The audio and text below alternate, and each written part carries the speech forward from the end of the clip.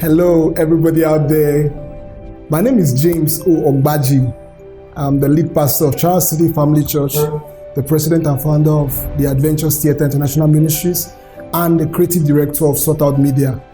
I'm so honored and privileged to be part of Adobe Masterclass July 2020 edition in Abuja.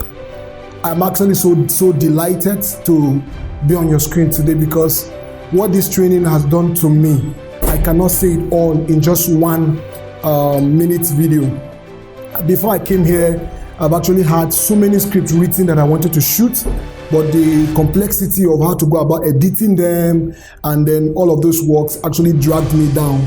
But when I saw the advert of this training on Facebook, I actually wanted to come, but I didn't have the money. But because it was in my heart and the will was there was a way. I got some money and I registered.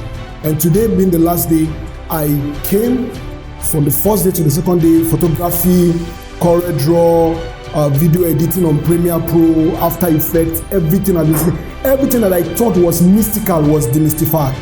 Kesho just did an excellent work. He made us see that all the things we've been seeing were not things that we could not do. They were things we could do cheaply.